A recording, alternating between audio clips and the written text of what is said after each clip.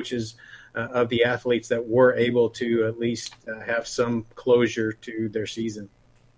Yeah, I know, from an athletic standpoint and a coach's standpoint, I mean, you work hard all year to compete for that title. And, either way you guys went, like you said, you were going to get criticism. But I enjoyed having those games. And, I think we had 30 fans per team at those quarterfinal games. Something, it was very small. But, I think those fans got a really unique experience. And I know it was unique for Jim and I to be there and to call those games. And, we kind of had the feeling like this is really going to be it for these teams, even though nothing official had came out yet. But with everything else shutting down and, I'm sure you guys were probably in constant communication, like you said, with the health department and state officials saying, hey, this is kind of where this thing is at. And, I mean, just what's going through your mind as there's 1,000 things going on. And I mean, you guys want these student athletes to be able to finish their season. I know nobody's taking that lightly. And, so just kind of what's going through your mind as all that's happening. The probably the least of the concern was how do I get this message out? Because as soon as we tell one person, especially in today's social media atmosphere, it spreads like wildfire. So fortunately, that was the least of our concern was how do we get this message out? But the biggest concern was what impact it's going to have on the students and coaches. Because this is for many of them is a once in a lifetime event, and trying to make as many positive memories of their high school experience is one of our goals. And having to cancel a game while they're in the tunnel or while it's going on is how detrimental is that going to be? But fortunately, everyone connected with the schools and the teams that were in Springfield and even the Class 4-5 teams that were able to advance and not play, worked with us very well and did not have any issues. Well, that's good. So moving kind of forward from that, after kind of everything's been shut down, it's been decided, we're not going to have winter sports championships. And then, you guys immediately were making decisions on spring sports. How was the transition and kind of what was your timetable for that? Well, we wanted to wait as long as we could to gather as much information as we can. And not make a snap decision, right? Okay, well, since we couldn't finish basketball season, we're not going to be able to finish anything else. And that was not the attitude we wanted to take into it. We wanted to get as much information from the state level as well as the local levels and things like that. Unfortunately, at that same time as basketball, we had music festivals going on at the district level, and we also had speech and debate and theater events going on at the district level. And so we started seeing those hosts of those events, which many of were at a small college or a larger high school, that was now closing down and closing its doors. So those events had to be canceled because there wasn't a place to host them. And that kind of laid the groundwork of when we had to cancel music and the state speech and debate championships because we couldn't necessarily finish the district level for people to advance to the state level. But that gave us some time for the Scholar Bowl, which is the third in line of those activities, happen in April. And still waited as long as we could before we had to make that decision, and then ultimately with the full spring season. Yeah, I know that, because it was I don't remember the exact timetable, but I know spring sports were, kind of getting ready to start or had started and had a few practices maybe.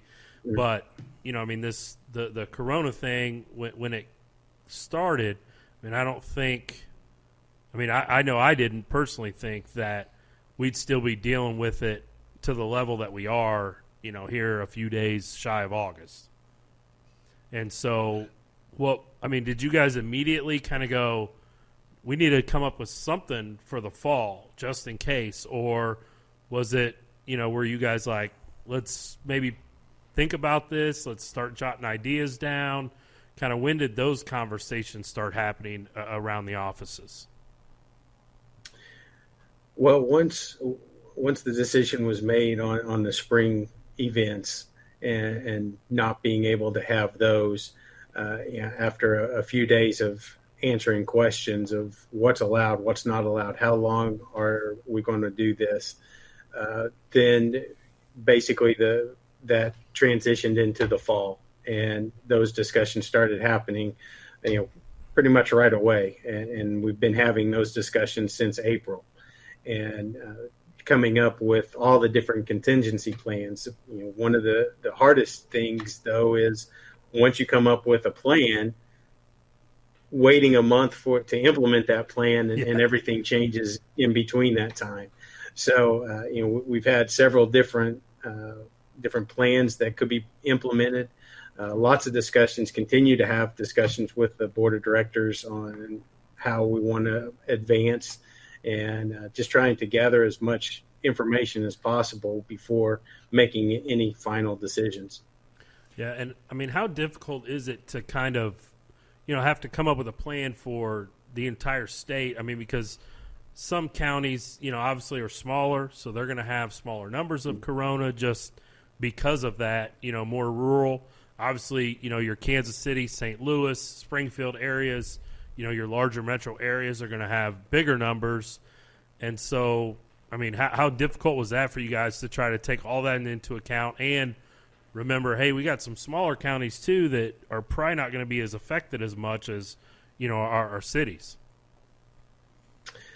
And that is a difficult, difficult task and a big hurdle to overcome, making a blanket statement that will cover. At one time, I've checked, and there were 23 different county health orders across the state, and that may or may not include any specific for the city. For example, in Boone County, Columbia has a mask ordinance, but it's not a countywide ordinance. It's only for the city limits of Columbia. So you have to deal with that. So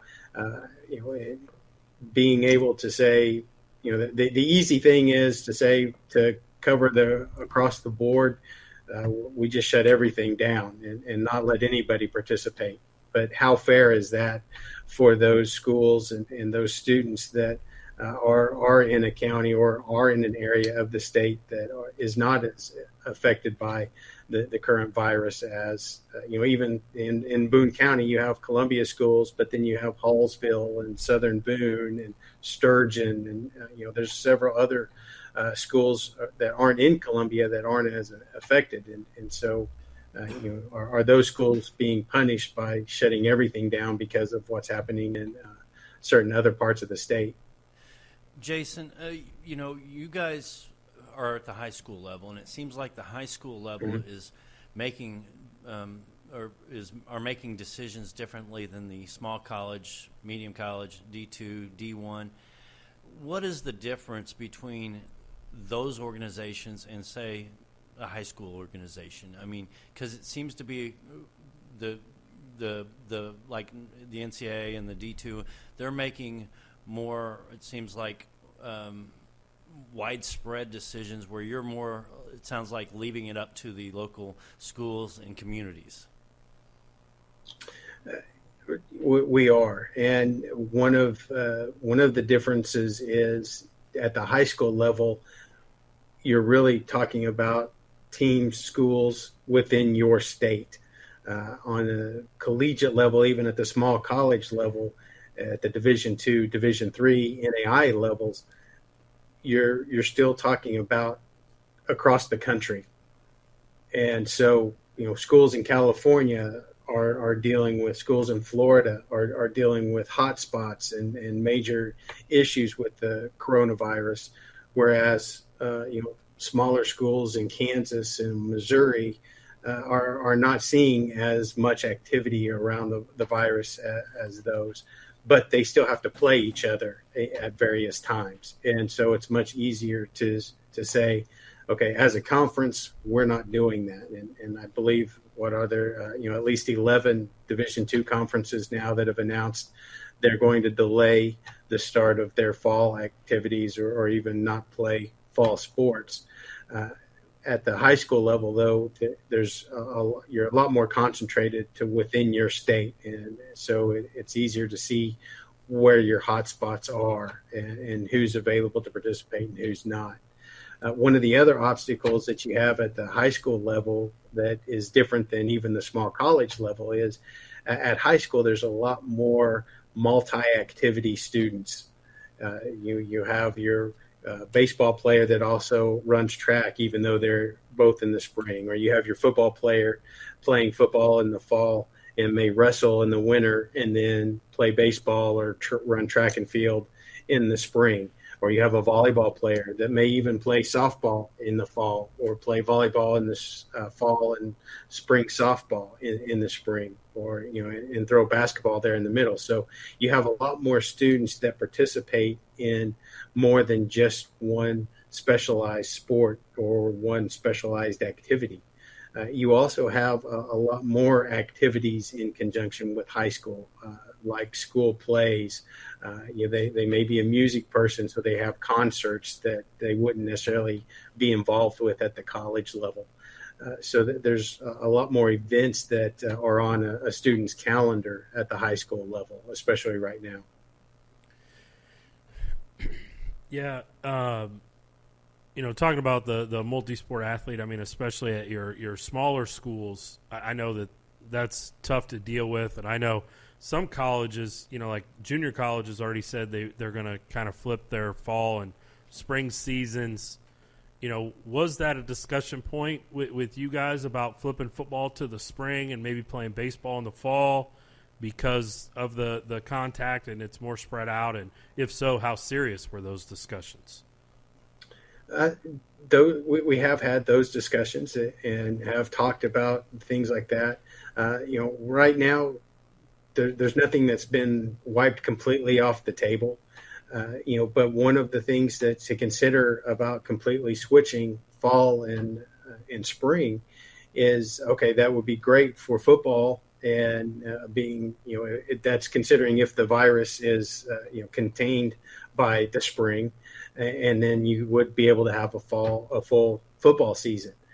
However, if moving baseball to the fall, that puts those baseball players in jeopardy of losing 2 seasons now, because if another outbreak happens later in the fall, like many experts have said we're looking at, then now they run the risk of losing 2 championship seasons.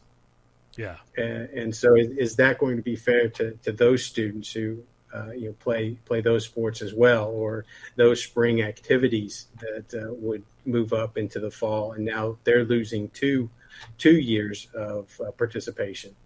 So those are some of the things that had to take the board of directors took into consideration when putting our plans together. Has huddles been brought up at all for football? I mean, I know when you're tackling somebody, you're not face to face, but when you're in a huddle, you're face to face. Has that been brought up at all? Those are some of the things that have to be considered. Not just huddles on every play, but one of the recommendations is, especially for football, is extending those timeouts and those quarter breaks to allow for social distancing. Is it going to be real conducive to have your football huddle where everybody's 6 feet apart, trying earpieces. to, Earpieces. Now with the spread offenses and all of the sprint offenses that are out there now, maybe it's a lot easier to run those no huddles, but those are some of those considerations that have to be taken in.